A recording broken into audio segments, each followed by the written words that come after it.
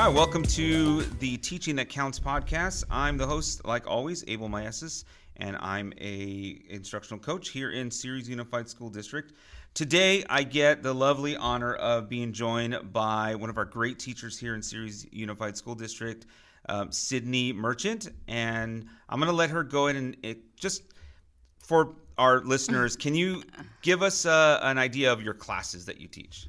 So I am at a junior high school. I teach 7th and 8th grade math essentials, which is special education math, as well as supporting our resource students and pushing in and helping in their math and ELA, history, science classes. So a little bit of everything. Yeah. I see it all. I'm never bored. And so this year, you've been trying out building thinking classrooms. Can you explain a little bit? I know you went through some sort of training or you were in a project from the university around here. How did you kind of get into the building thinking classrooms? So I had actually found a Facebook group that kind of came like recommended building thinking classrooms. And so over the summer, I kept seeing all of these things that people were posting of kids standing up and they were on whiteboards. And I was like, what is this?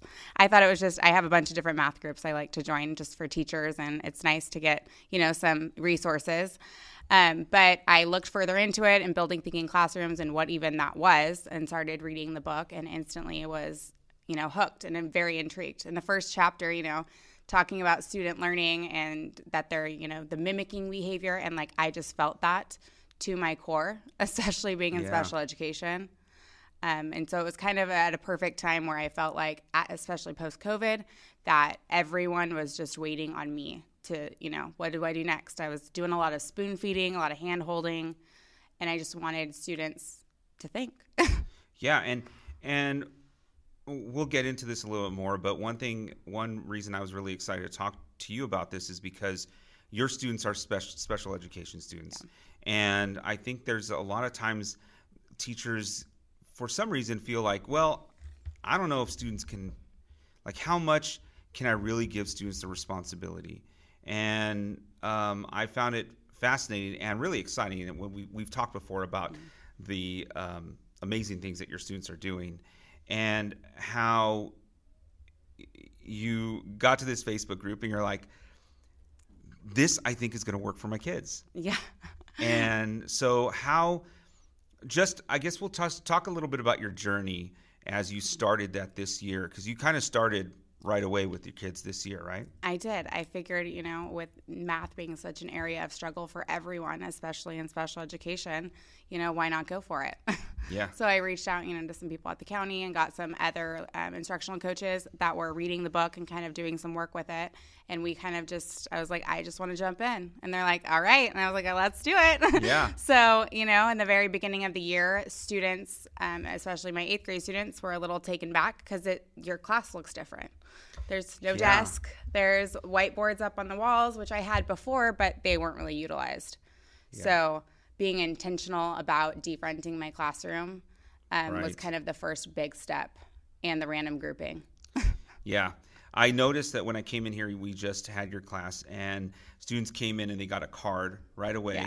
Yeah. Some of the little techniques that you use, it's clearly you've been doing this for a while, because I can tell you've got cards with group numbers already on the group desks. Mm-hmm. You have the same picture up on each of the whiteboards. How long did it take for your students to really start to get the feel of that this is the norm? This is not just some activity we're doing, but this is the way class is going to be. I would say probably after the first quarter, I actually had an IEP day, and the meeting had to be rescheduled, and so I came to class not really prepared. I didn't think I was teaching that day, and my students are like, waited at the door because I didn't have a card there, and I was just saying hi, and they just stood there looking at me. And I'm like, guys, go in. They're like, where are the cards? I'm like, all right, this really is it. I'm like, and so now even if there is a substitute teacher, my whatever student gets here first knows where the cards are by the door, and they'll get them, and they randomly group themselves. They group themselves with a sub. Yes, that is correct. That is awesome. Because if not, they don't know where to sit. It's just it happens literally. And the sub's like, is this normal? Because my pair is in here too, so she kind of fills them in, Yeah. There's nothing to see here. Yeah. This is just normal. Talk about some autonomy. I know. You're really getting the kids to have ownership of not only their own learning, but the norms that they've set up in the class. Yeah. One thing that I saw that I was really impressed about was you were leading your students in their learning intention and success criteria today. And I noticed that they were all standing. They were grouped over in the spot that you have the learning intention success criteria. Mm-hmm. And just a note, we're in your classroom. Yeah. It is always warm and inviting in here. And it's clearly there's no front. You have your learning intentions, what would normally be the back of the classroom for people that are listening. And you have some whiteboards on what would be your front of the classroom. So you had kids standing up there, grouped, looking at things. How easy or hard is it to get your kids just to move around in the classroom? I think because they have become very accustomed to it, it's very, I actually had an observation, and that's something my principal noticed, is like, they kind of just follow you around like they're ducklings. Like, I'm like, come over here, guys. And like everyone kind of, because as I'm teaching too, like if I see that a group is doing something correctly and maybe the other groups are struggling, I'll call them over to like, hey, let's go check out the queen group. And so like, everyone moves and makes that half circle. Yeah. So whenever class starts and we're going to go over our success criteria, they naturally just go and make their own little half circle. Yeah. He calls that the gallery walk. In the book, right? And so it was just really cool to see the kids doing a gallery walk with you. How has this changed your teaching? Like, how do you feel about what you've been doing over the course of this year? I mean, I am excited to teach math now. And before, it was definitely unnerving coming from resource in elementary school and K-8. I focused a lot on reading and writing instruction. Yeah. So then coming to middle school math and like having, an education specialist credential, not being like math credentials, it was, a little, I guess, intimidating to be a math teacher, especially in 8th grade math. Like 7th grade math, I felt like, okay, I got that down. But 8th grade math is intimidating to teach. It's a lot of algebra. And you have like, our math team is so great at like explaining things to me. And I'm like, all right, guys, if you can explain it to me, you can do it to the students, So it's really brought a lot of confidence in the fact that even my students are not only learning how to do the math, they're learning from each other. They aren't learning from me. So that's where I think the powerfulness comes with building thinking classrooms. Yeah. They're not learning from me. They're learning from each other. And it's kind of like they don't even realize it until now, we're getting into it and I've kind of pointed it out. Yeah. Like, hey, isn't that pretty cool that Paige just taught you how to do that? Yeah, I was in a classroom today and we were doing some check your understanding questions, and I was telling kids, like, I don't need to check my own understanding. Like, I know what the math is. Yeah. You're the ones that are supposed to be learning, right? So where are you at?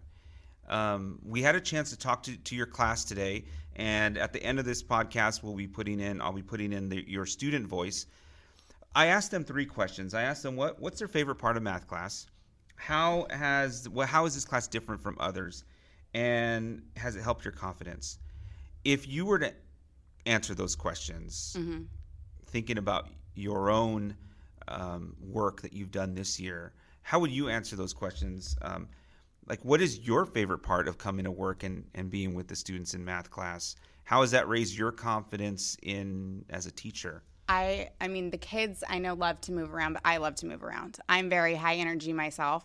So I love bouncing from group to group. I love that I don't know what group is going to, who's going to be grouped together today. And sometimes the group of students that will end up being, randomly put together is just such a cool group to like chat with. Yeah. So like, as I'm also like helping them with their math, I'm like, what are you doing? Like they're drawing the hamburger after they're done on like a hamburger problem and making it like a smiley face and telling me how they're craving a hamburger and just random stuff like that I'm really getting to know the kids' personalities, and the math is way more, I guess, student centered. They're all excited to be here too. And happy about math class. That's not normal for 7th and 8th grade. Right. And we'll hear from a student who said they move around more than other classes. Yeah. I was talking to a student, not one of your students, but I was talking to another student in another place, and they were like, yeah, I feel like I walk around and stand up longer than I do in PE. Like, how is that possible? Yeah. So how is it that math class is the one that they're getting, well, a little bit of exercise, that they're standing up the whole time? Yeah. But it was clear to me today, just seeing your students, they were really engaged in what they were doing. How do you feel the engagement has been for your kids? Oh, I mean, they are highly engaged in every task. Even when we're doing scaled copies, dilations, a translation. I mean, they are engaged in no matter what the task is. You've never seen students engaged in slope like they have been. Yeah. Now, and they're, building different diagrams and things. And even if the problem is simple, they're still making it, exciting and adding to it, and excited about whenever I tell them, oh, I'm going to challenge you. They're happy about the challenge. Yeah. And so, they'll be like, are you trying to trick us? I'm like, I don't know. And they're like, we figured it out, They're like, they can't trick me, Mrs. Merchant. And I'm like, you're right. Nothing gets past you guys. Yeah. Mm-hmm. That was a 2-step equation. You're right. We just took it 1 step at a time. So it's fun. Do you feel you're teaching, do you feel like you're working harder? No, that's the best part. Is I feel like the students are, you hear in all these trainings, we want the students to do the heavy lifting and the productive struggle. And I think that teaching with this method, it just naturally happened that way. And I really got to see what it feels like to teach, but really I'm facilitating. I am teaching at certain points. There are times and places for that, Right. But the fact that I'm putting the problem up there and I'm seeing the kids, struggle and talk together and how could we figure this out? And then they'll talk to the next group and see well, what do you guys think? And they're engaged in trying to solve the challenge. And so it's nice. It's a lot less work because they're doing, instead of me having to prompt them with what questions they might have, they're asking their own questions.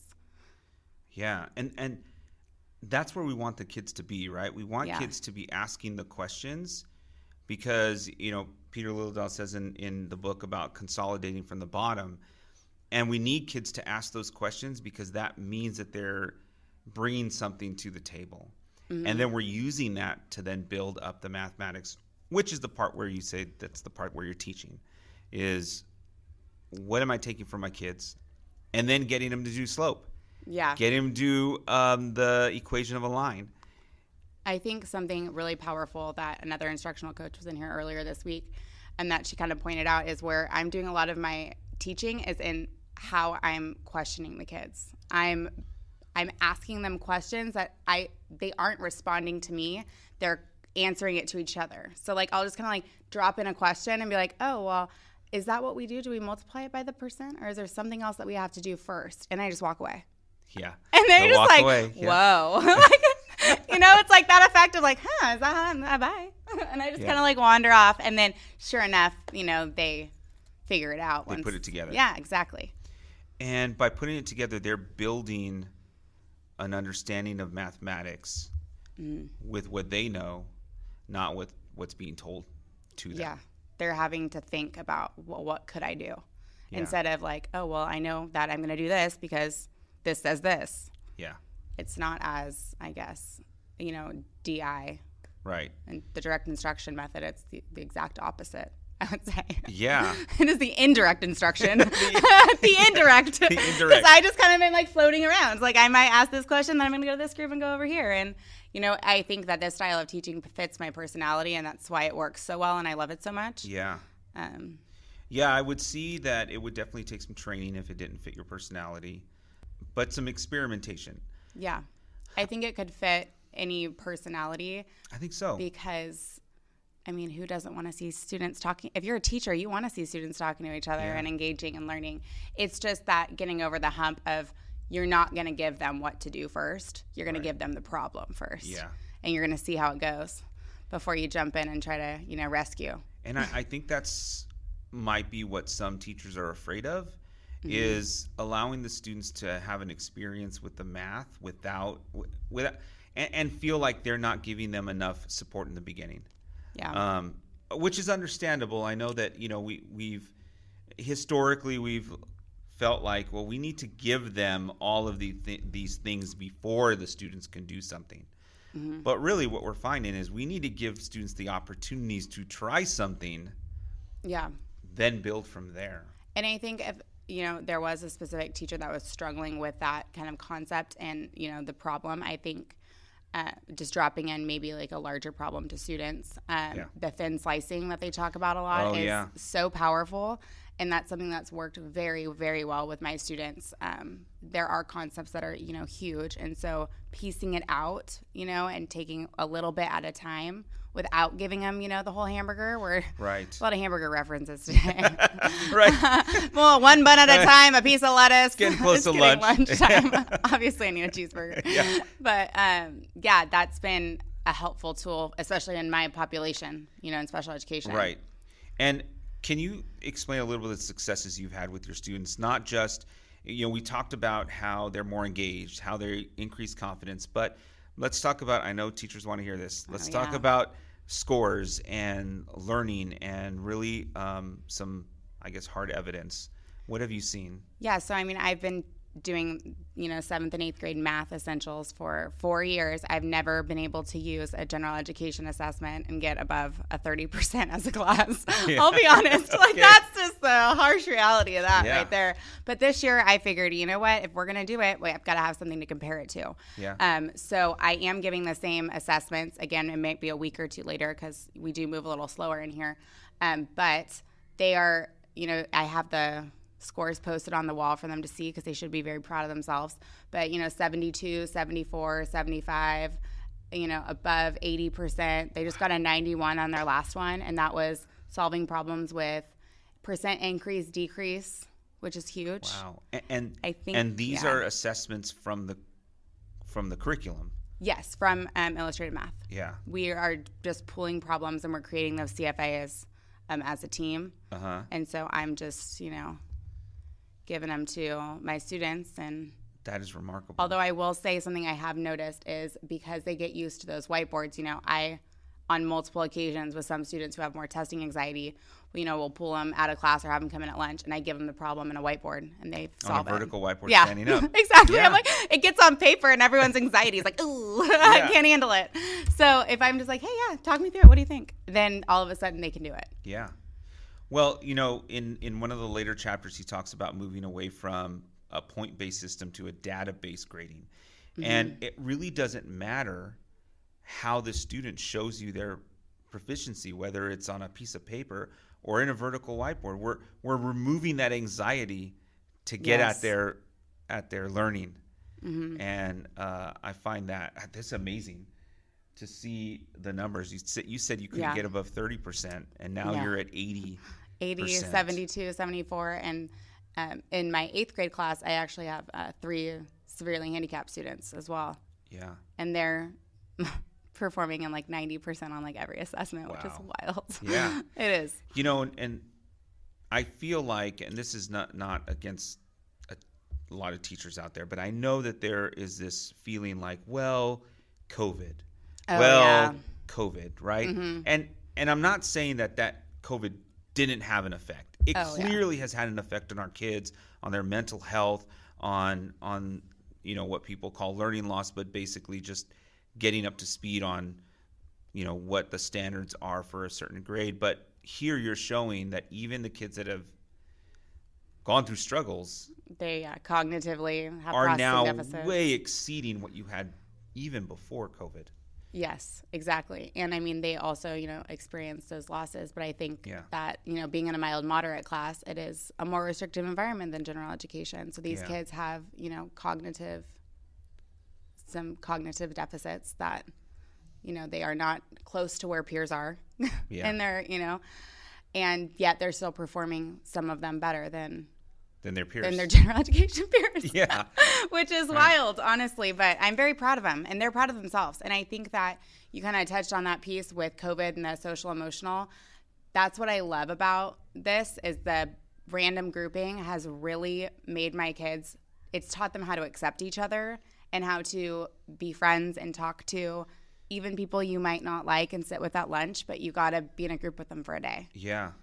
Yeah, he talks about that in the book about the empathy that comes with the random groupings and the culture. And I could tell when I came in, there's the culture of the students. And we'll hear from a couple of students that talked a little while in interviews here that they feel more comfortable with people in class because of the random groupings and because they get to work in groups on a daily basis. And so, and I think that you do have a number of students that have social issues, right, as part of their IEPs and things. And I feel like this has helped them. Yeah, and, behavior plans too. That's a huge thing. I have behavior goals and also the social emotional disabilities, some autistic students, and they are the ones, sometimes they get paired together, and I'm like, this is going to be interesting. My first time that happened, I was like, let's see how this goes. Yeah. Like, it sounded like a joke, kind of like, oh, two autistic kids get paired together in math class. And so, but once again, it never ceases to surprise me. Like, one of them just like totally, rose above and was like, no, you're going to answer me. I'm talking to you. So that's like the funny thing about, students with disabilities and being paired together, and even general education students with students with disabilities being paired together, is oftentimes there is a lesson in there to be learned, either about empathy or patience, or, the different learning types and styles. Yeah. So. Yeah. I mean, I'm quickly falling in love with a lot of these practices, and I have done a lot of these practices before moving into the coaching role. But what I love about this book is it's not just here's some theory about some research that I've done. It's like very clear practices that you can be doing to help your kids not only succeed but think, build confidence, and essentially what you build some culture in your classroom. I think, even for me reading this, I read the whole book and was like, I'm going to jump on board. Then I saw how tasks are given, auditory, and I was like, this guy is out of his mind. Like, I teach special education students. They need paper, they need a visual. And about 2 months ago was like, we're going to try this. And it was like a random, like, all right, I'm going to read the problem. And what's been so powerful about that is they have to learn how to take notes and notice what important information it is. Right. And I think the reality of, I had to kind of check myself and be like, listen, these disabilities are going to have their whole life. Yeah. So they're going to have to learn, if they have auditory processing or attention deficit disorder, and it's hard for them to listen to instructions and then do something with it, they're going to have to learn how to take notes. That's a life skill. Yeah. And so but it's like, again, sometimes I got a prompt and be like, okay, let's look at their board. Let's look but they're learning and they're getting better at it. Yeah. They're needing less of that. But again, I was not jumping on board all the way. So I get it. But teachers are going to read this and you might think like, this is crazy until you get into some of it and you're like, all right, let's try it. Yeah. And that reminds me, I'm here at the very last chapter. And then the last chapter, he talks about, how to implement this, and trying to implement all 14 practices at once is just not feasible. So clearly those first three, random groupings, the tasks, and the vertical non-permanent surfaces, are really what you have to start with. Mm-hmm. And it sounds like you're looking at, how do I integrate some more of these practices as I continue refining the teaching? What is in your, we're here towards the end of the school year, but as you look towards the end here and maybe next year, what are kind of some things that you're looking at adding in for the future? Definitely starting off with the, giving them the auditory tasks and seeing how, especially if you're starting as a 7th grader, because I do have my kids for 2 years, 7th and 8th grade. It's just, I'm interested to see how much better they get at listening to something and taking notes. So that auditory task piece, as well as it talks about like the rubrics and group work, and I developed those in the beginning of the year, but without the building thinking classroom practices. And those have our norms have kind of developed from doing this. Is like, you're going to say kind things to each other. I have a rule that if you say something negative to someone or someone who's talking, then you got to say something nice. Got to counteract it. Yeah. No bad vibes, right? Right. So things like that I would like to put into like a visual so I can refer to. Yeah, and same thing with like a pen. The pen's got to be passed. Got to pass the torch. Yeah. Because I have some kids that they'll try to hog the pen. And, those are things that I've realized, like, I can only have one pen out, okay? Right. So I will have a group that they will go, 5 of them are writing on it at the same time. I'm crazy like, with pens, yeah. And you're all doing something different. Like, one pen. Yeah, So one I pen, have to hide guys. the rest of the pens. Some of them will sneak off to my individual whiteboards and steal pens from over there, which is for my other academic strategies class. So I've had to watch that. But Yeah, I love the idea of the rubrics. yeah. Seeing how those rubrics can definitely help those students. And it sounds like getting into notes with students and how to take those notes. The meaningful notes is, I've started that with them and kind of consolidating the lesson after we do that, but definitely next year being more intentional about that. Because sometimes, it might be 2 days through a task before we get to that part. Yeah. But I still have to get them in the routine of, all right, we have to consolidate. Yeah. Because sometimes they just got, I'll just get caught up and like, let's try the next one because they're challenging themselves and they're doing it. But like, we didn't write it down. Yeah.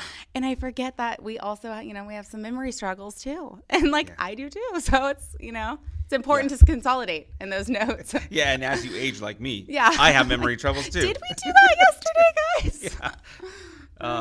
Yeah. Okay. Well, it sounds like you've got some great stuff. Like I said, I always love coming in here, taking a look at what your students are doing.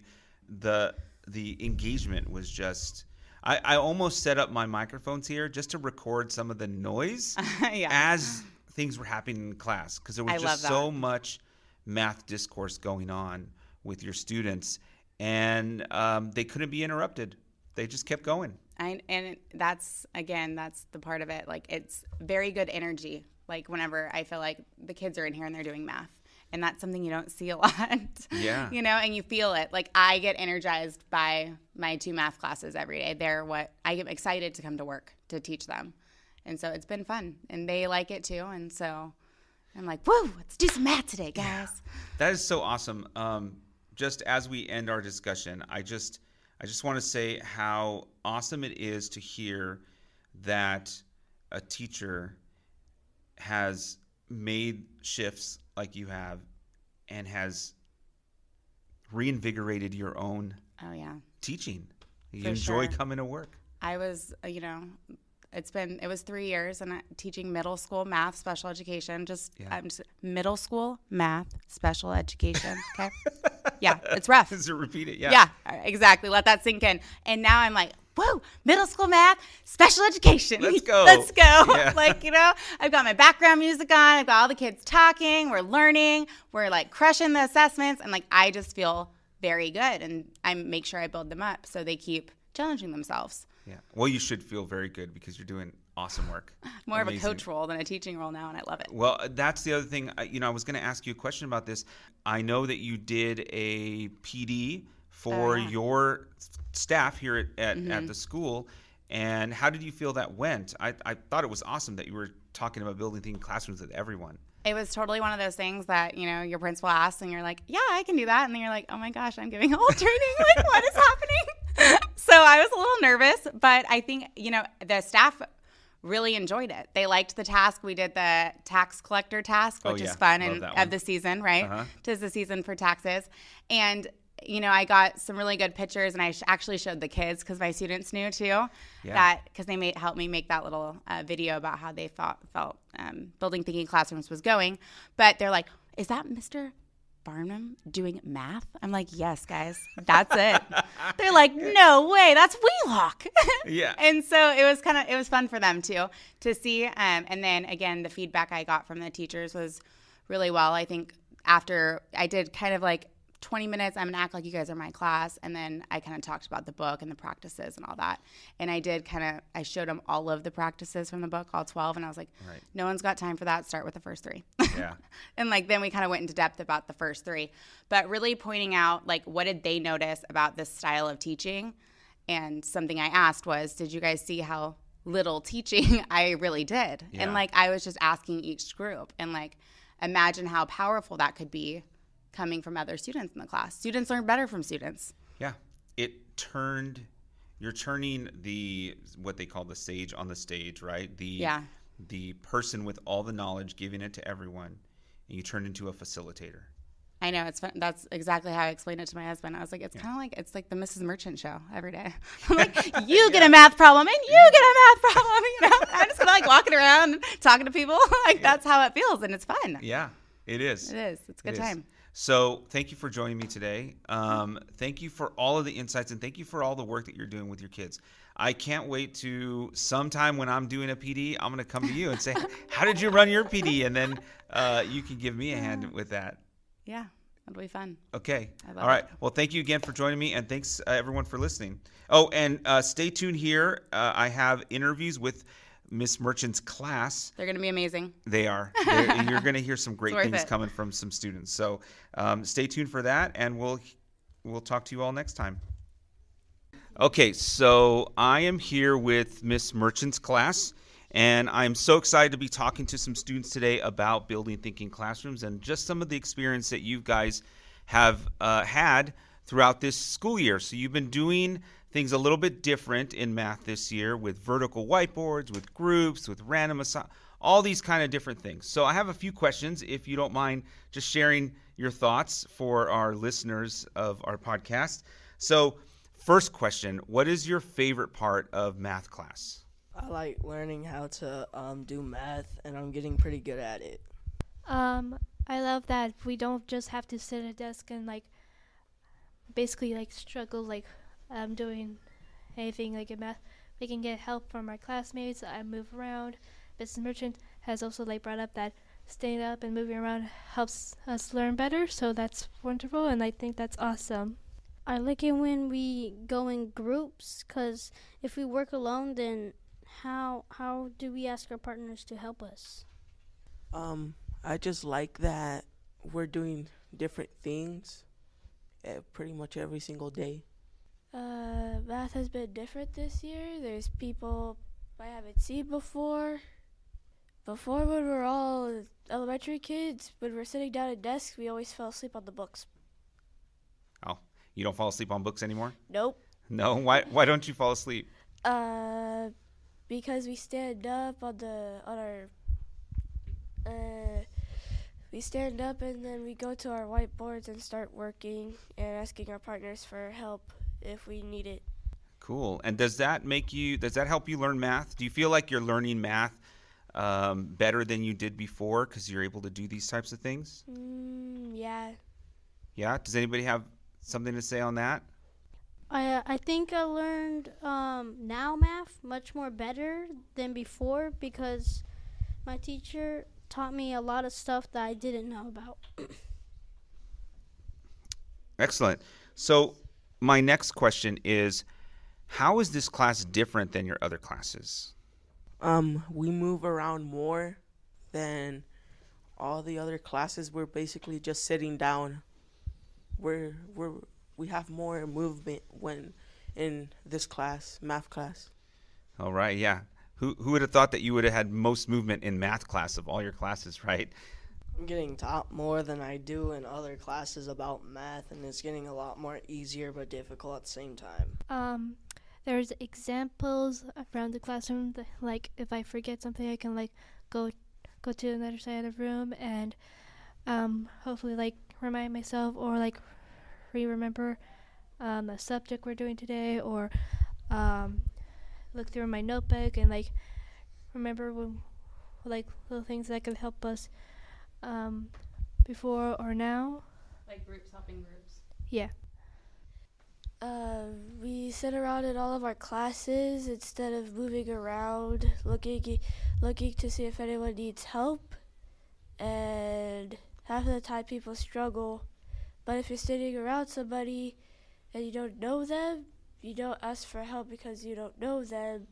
And if you know somebody, then you ask them for help. But if they don't want to help you, you still struggle on what you're learning about.